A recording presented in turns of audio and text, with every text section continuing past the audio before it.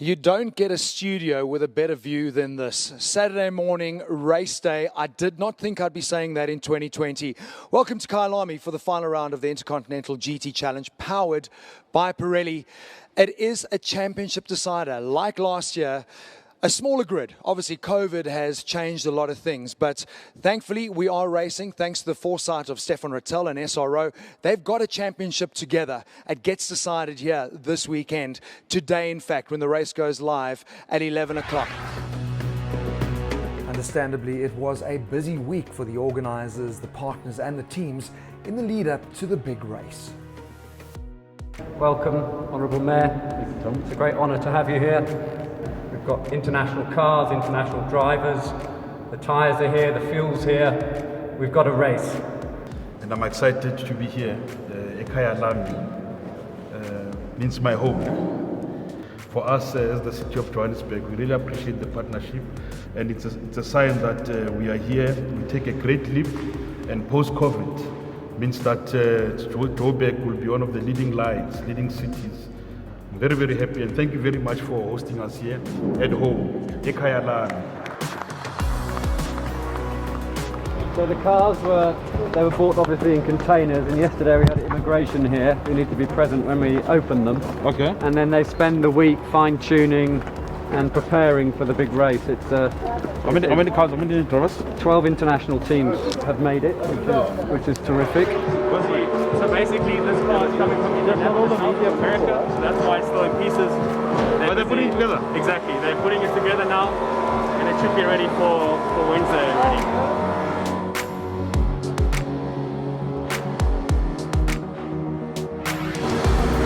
We've got a nice South African theme on our car. Oh, okay. Not as nice as Audi, It's big, eh? but it's really cool. It weighs 30 kilograms, but feel this, just hold it. It's light, everything. It's incredibly light. So you can fly out. So now we save for you the best for last. The Audi. So we have a special design with a tribal design, leopard skin on the side. So the team from Audi did a great job, I think, to do something special for South African race. The size of a car matter. That Bentley looks bigger. Yeah, Bentley's just a boat. That's why the Audi's normally up front. But no. Obviously, smaller and lighter is better. Normally speaking, in a race car. The executive mayor also found himself in the hot seat, strapped in for a lap of the Kyalami circuit. You! I'm too fat for that.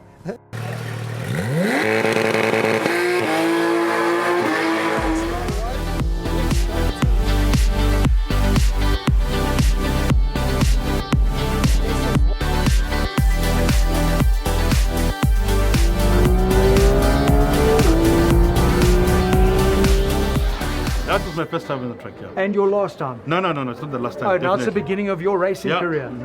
Absolutely. At 52, I'll be starting. As I said, massive thank you to the City of Joburg, obviously the Tourism Authority, in making sure that Kyalami 9 Hour happens this year. So fantastic to have the Executive Mayor, Jeffrey Makuba, joining us for that. I think he had a great time. He went out in a Porsche, and we've got two Porsche drivers here. Lawrence van Toor, nice that you've joined us. Nicky Katzberg, who's obviously racing BMW, the badge gives it all away. And then Matthew Jimenez also in a Porsche. How difficult is it coming into a final race, knowing that there's so much to play for, it is so close between the drivers, or does that make your life a lot easier? You've got to win.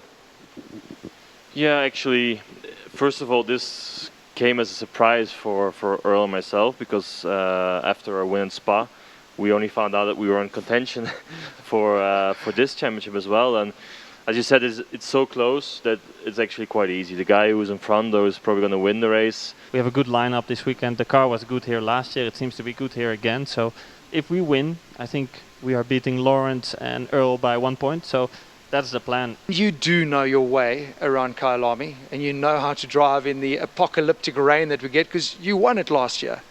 Yeah, obviously last year was a great achievement for my teammates and myself, and Porsche winning the race and the manufacturer championship drivers as well. So again, this year we are in kind of a same spot. It definitely brings your heart rate up when you're pushing around here. So yeah, it's one, I think, of one of the more difficult tracks we have around, which is good, which makes it a good challenge and more satisfying if you're quick and you're winning here. If you make a mistake at high speed here, you will have a huge problem. So this also makes it hard for a driver to find the limit. Like Lawrence said, this track has been one of the hardest to get your head around. And just before this interview, we were talking, and I don't think I've done a perfect lap yet. You know, it's so difficult to get the lap together.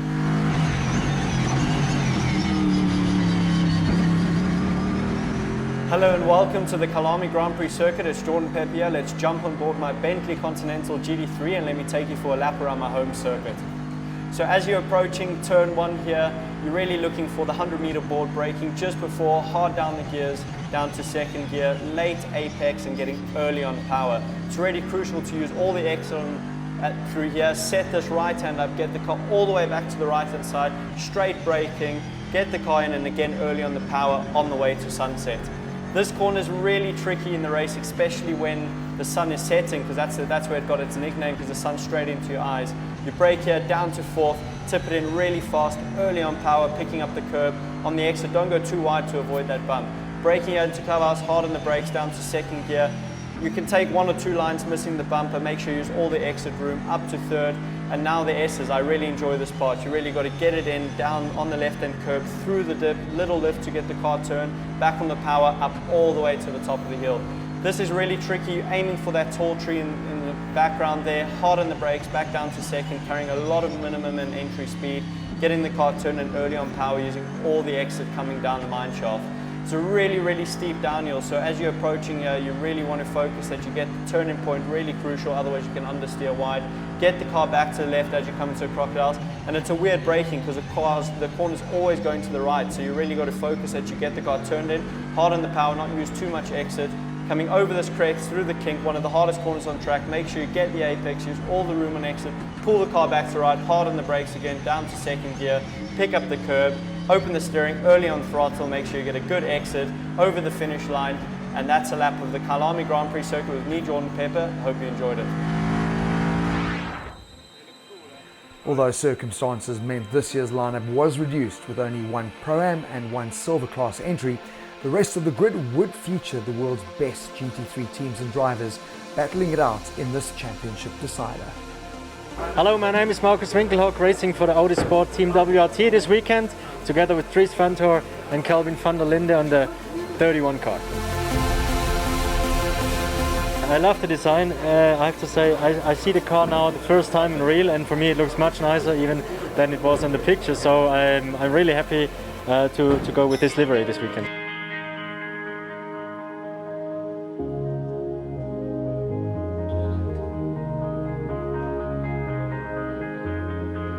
Last year was for most of us the first time here in Kyalami, and we all experienced the South African weather quite well. For sure this year we are more sorted. I guess everybody will look more into the skies, and if it comes to a rain or thunderstorm, I think we all know that we have to be a little bit more clever.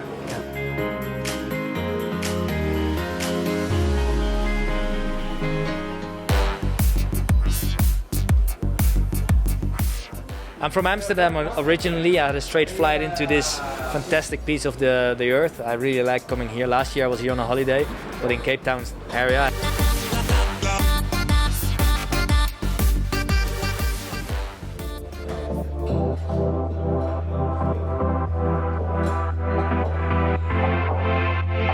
My name is Andre Besaidnet. I'm racing for Hack Racing Team Perfect Circle and run by Lechner Racing this year. I'm 59 years old. Certainly the butterflies are there. I'm an amateur. I'm following the advice of the engineers and the guidance of my co-drivers, and I'm really looking forward to it. I mean, the car is just a beautiful piece of machinery. I spoke to my friend Kelvin van der Linde, and Kelvin said, "You're gonna enjoy this. You won't be able to get out of it and probably take it home."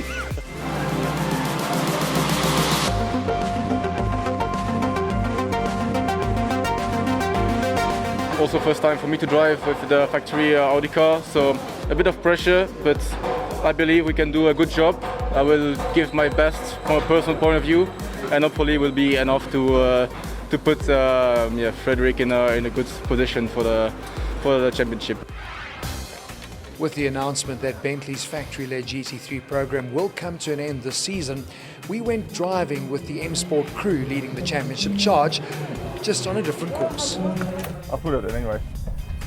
Does it feel the wrong hand or what? I don't know. I'm not sure what I'm about to do yet.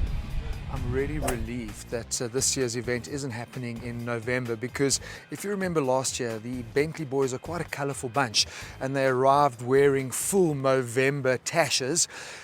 Golf is what they do in their part-time, and I'm pretty scared to see what they're going to be dressed like, because they're quite colourful characters. Always. New challenge.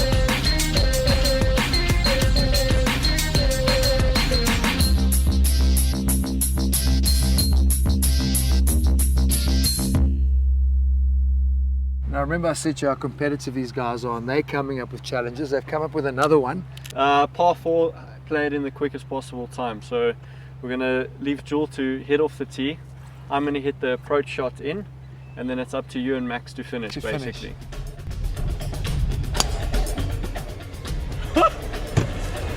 Straight down the middle.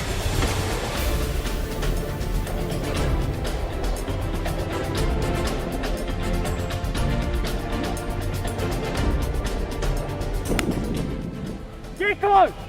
Get close! Here it comes, incoming. This is good. On the fairway. Where? Yeah. On the fairway. Oh. Go. Play the putter. Play the putter. No, well. Hey? No. Go. Go. That's a great shot. That's a great shot. Let's go, let's go, let's go! Let me not cock this up.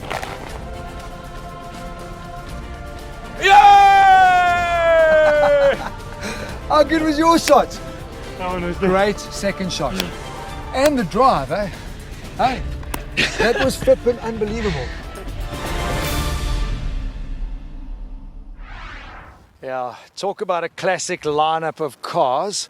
Paolo Cavalieri, you have brought some of your personal toys, a collection that spans the best eras of motor racing across the world in South Africa. Thanks to the organisers for making this happen, and great to have SRO here with their 12 teams. We look forward to next year, maybe a bigger classic festival and an even bigger 9-hour. Motor racing has an amazing history here at Kyalami, particularly the 9-hour, so it's just great that it's back on the international scene. So there's a great mix. We've got Porsche 917 from Colin Clay, Colin Ellison with his Chevron. 9-hour fans will remember those cars, winning index, winning their categories and winning overall, and of course lots of Ferraris. Ferrari has a big history here at the 9-hour. David Piper won the 9-hour 6 times, 5 times in a Ferrari. So, and the oldest car we have is a 1961 car. And then the BMWs that go back to the 80s. Now, something that you hope will not be happening a lot on track is spinning. Now, this is such a beautiful South African culture. It's been quite amazing watching some of the international teams, having a look at what our spinners have been getting up to on the spinning arena.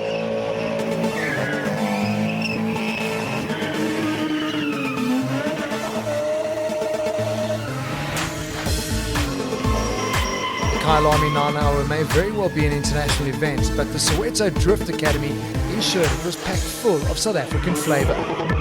The Shize Tayara Challenge takes spinning to a whole new level, as founder and CEO Pule Erim explains. There we are cooking there. Yeah. That's a kitchen there. Madam is not there, but they need to cook for us. Also it's a circle. Okay. Without touching any obstacles, 20 points as well. So all the obstacles, they amount to 100 points.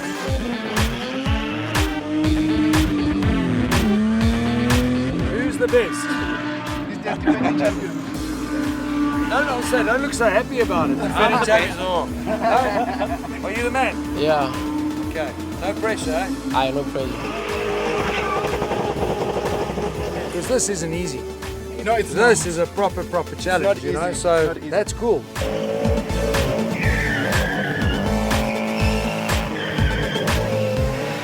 With a set time within which to complete each of the challenges, the spinners also had something completely new to consider: their tyres. Yes. Now you put everyone under pressure. Eh? Hopefully, I missed one challenge. I saw one red flag when I was going out.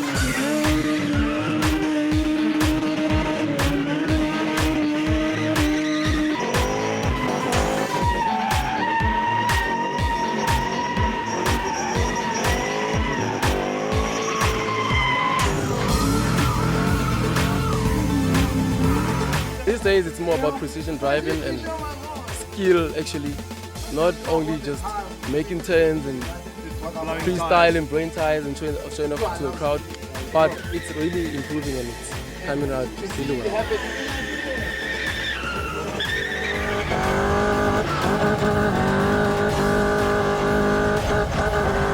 It's really not difficult to see why he is the king. Greg Maloney, tell me what's happening down your side with Volkswagen. Yeah, it's fantastic to be here, first of all. And Mike, a couple of weeks ago, in fact, probably only a week ago, there was a big announcement from the big boss company overseas saying that Volkswagen are out of everything. But fortunately, you got clarification on that from South Africa's point of view. Yeah, certainly it came as quite a big surprise for us, but we've always been quite autonomous in our motorsport operations, so the regions are responsible for their own programs, so yeah, we're safe. Yeah, that's definitely, our motorsport programs are good to go, so yeah, we're okay, we're good for the future. Awesome racetrack action now here at Kyalami 9H. It's the support category race made up of Volkswagen Motorsports Super Cup, the Polo GTIs. He looks like Paul Hill's had a bit of an issue right in the warm-up lap. You can see it's probably got a bit bogged down there in some loamy grass on the inside corner there. There we go, drop the hammer time. It's the first time the Super Cup cars have had to do a standing start. Not a bad effort there from Jeff Kruger or from Jason Campos. Mikel Patamba being eaten up ever so slightly there by Leighton Free. Campos applying the pressure and continues to do that as they go up into Leopold Prison. Whoa, and there's some ability to drive. You've got to have some big cojones to make a move like that on the outside of the street coming off the mine shaft. And Keegan Campos has got through on Hammond. And here comes Venter. Venter dives on the inside of Nathan Hammond. Looks at Dean Venter's going to force him wide through Crocodiles. Oh, and what a move there. Hammond on Hammond. No brotherly love lost there. Damien trying to find a way through on Nathan. Nathan shuts the door, but both getting ahead now of Dean Venter. Oh, and a problem. Is that Leon Udendal? It is. My good friend Leon Udendal has put it somewhere onto the circuit. I'm not quite sure where that is because we're looking through one of the gaps, and I think he's gone off somewhere. And Udendal is out. Sam Dale looking for a way now into Sunset Corner, having a big look. Yo, no, that's actually, that's Christelle, beg your pardon. Elna Cruz on the sideline. Oh, that's a big pity for her. Second lady driver parked on the sideline there in the ATA Brakes Polo. Shouldn't be too much of an issue to squeeze past and get ahead of Dino Smith. And coming to the line is that checkered flag time. It should be. And there it is. Jeff Kruger takes the inaugural win here for the support class. But there you get confirmation of the results. It's Jeff Kruger, Campos, and Patara. Well, let's chat to the guy that was quickest in Polo Cup. Leighton Free is also the youngest. I mean, Leighton, are you 15? Yeah. 15. Let's get you out into the sun here. I think it's going to be a little bit better because at 15 you can handle the sun. First time at Kyalami. Yeah, no, it's a mega track. I love it so much. It's a big track, so you can find a lot of your limits and stuff. And yeah, the curbing's proper and all of that. So it's a jewel to drive in this car, I must say. Heading down towards turn one, you can see on the inside of the circuit, the Performance Masters car of Wayne Masters getting a great job off the line and getting in amongst some of the Utinga Polo Cup categories as Jason Campos, I beg your pardon, hit the front and got the drop on everybody. He managed to stay ahead. A big battle ensued, though, between JP van der Walt and Leighton Free for the honours in the Utinga Polo Cup category. And Keegan Campos, his brother up the road, he was fighting hard for honours in the Utinga Polo Cup category. Dean Venter went at it initially, and it was a fantastic little fight that ensued between Damien Hammond and himself. And at the front end, Jeff Kruger pushed hard. He tried to find a way through, but Campos was just placing his car to perfection and not allowing any room whatsoever for Kruger to find a way past. It went on for 11 of 10 laps, and I can tell you something, the action was non-stop for the 11 of 10 laps between the top two Super Cup competitors. As they went into the latter part of the race, the heat also started to pick up a bit in the mid-pack of the race, and third, fourth, fifth, and sixth place started to really rage. Hammond making his way up into a possible podium finish.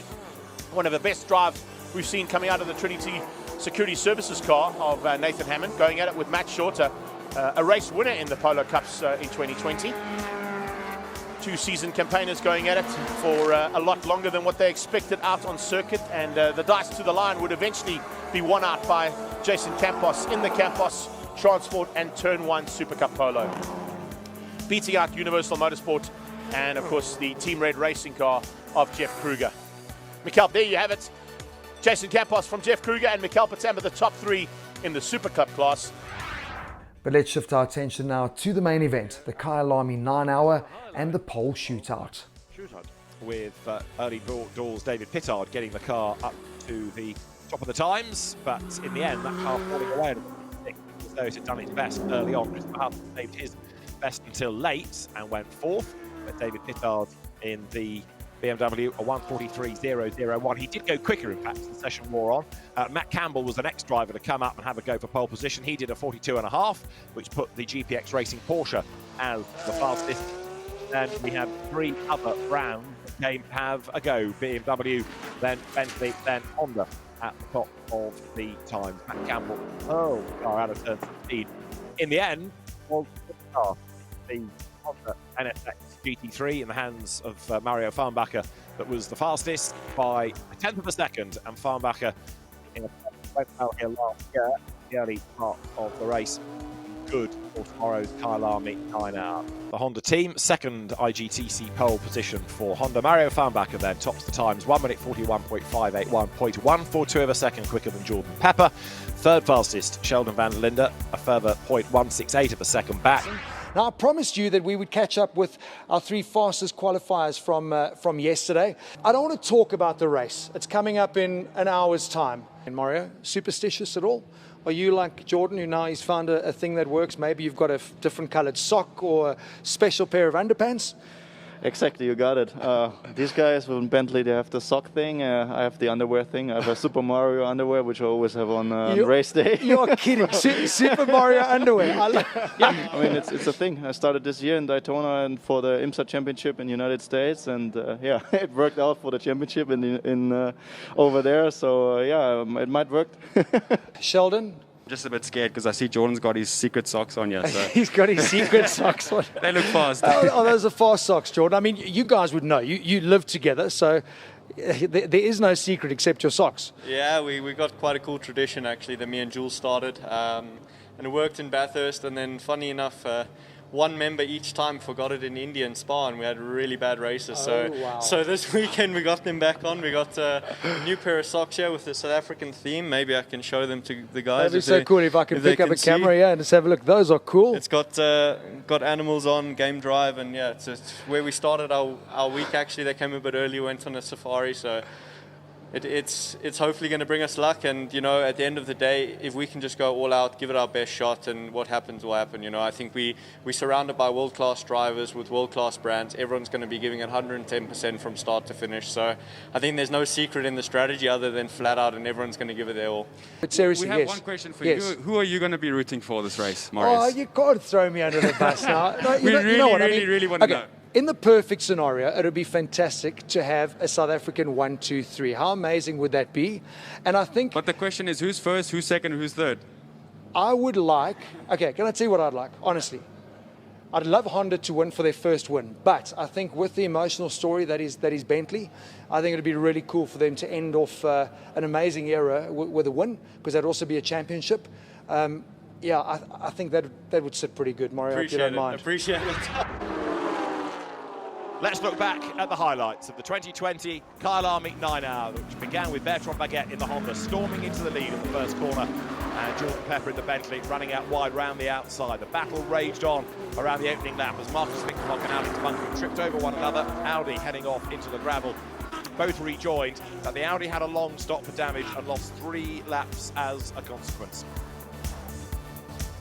The race restarted, and for the first hour, indeed for most of the first 8 hours, it was all smiles at Honda Racing, rather less so at Porsche. Great battle going on as Earl Bamber muscled his way up past teammate Patrick Pilet, who was not amused, and that also put him on the back foot, allowing Patrick Niederhauser's Audi to make a move on the inside line. Fred Vervies trying to follow through as well. Great fight between Niederhauser and Pilet as they stormed downhill. Vervies made a move at the top of the hill at turn 10 at Louis Coppi, went through, but as he ran wide, back on the inside line came the Gulf Porsche.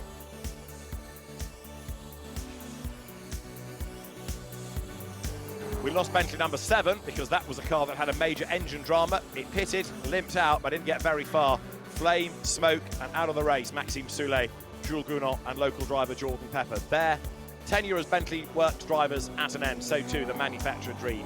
Next Porsche battle, Matt Campbell up with Lawrence Vanthoor, the two leaning on each other as they battled, and then coming under attack from the Audi as well as the cars swept their way through the S's and charged uphill once again.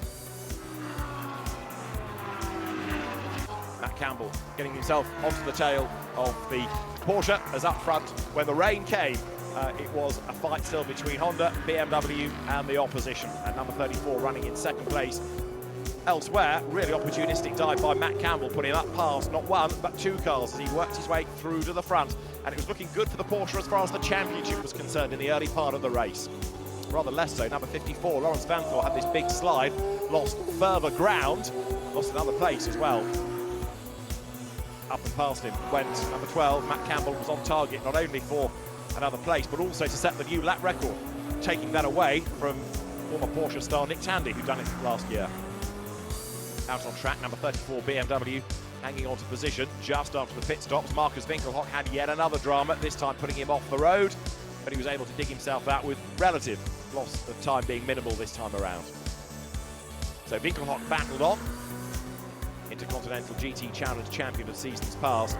Was he going to play a part in the outcome this year? The answer was to be no, because it was all to be decided on track as BMW, Audi and Porsche continued to squabble as the race approached halfway. A slide from number 32 Audi was enough to open the door and allow the Valkenhorst BMW to go charging by. Porsche off the road as through as well went Lawrence Vanthor.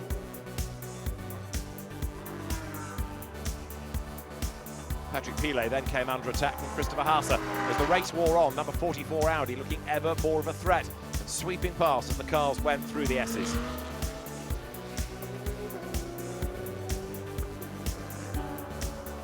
Downhill they plunged.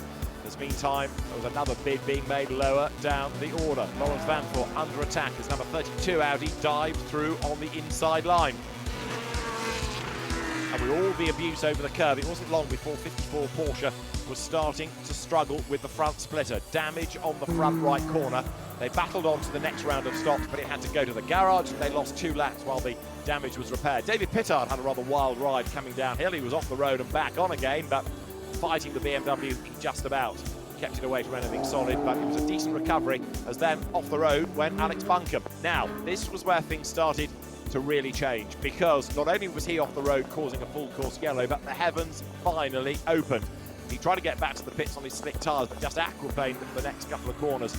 And then as the light went, the lightning came, the rain got heavier and heavier and heavier. The race briefly restarted. Mathieu Drudy had a big spin, and the net result of that was that we had another full course yellow period for the final hour and a bit, in which the savvy teams quickly pitted to reset the stint time and get to the end. And one of those that did so was Mathieu Drudy. One of those that did so was the winning BMW. And ultimately, number 34 would put itself into the lead, a lead it was never to lose as we were under yellow flag conditions to the very end. A race win and a championship win for Augusto Farfus and Nick Katzberg, joined for the race by Sheldon van der Linde. It has been another amazing race. Thanks for your company. From a bedraggled Gemma Scott in the pits, from John Watson and David Addison trackside, it's goodbye from the Kyalami 9 Hour. Right, the provisional result looks like this. Sheldon van der Linde wins on home soil with Augusto Farfus and Nick Katzberg, those last two drivers taking the Intercontinental GT Challenge powered by Pirelli for 2020. Charles Weir, Smerker Bortolotti, Fred Verbiche take second ahead of Patrick Pilet, Mathieu Jaminet and Matt Campbell finishing third. So the trophy is about to be presented. Andre Bezuidenhout, great enthusiast and very, very proud to be in this race. Again, they did what they were required to do. They had that spin early in the race, but they ended up finishing the race and winning their championship, winning their class. So it was heartbreak for some and champagne and celebration for others. That is motor racing. But that is it from this year's Kyalami 9 Hour, another thrilling rain-influenced race. But the date is set for next year. Can't wait to see you guys then.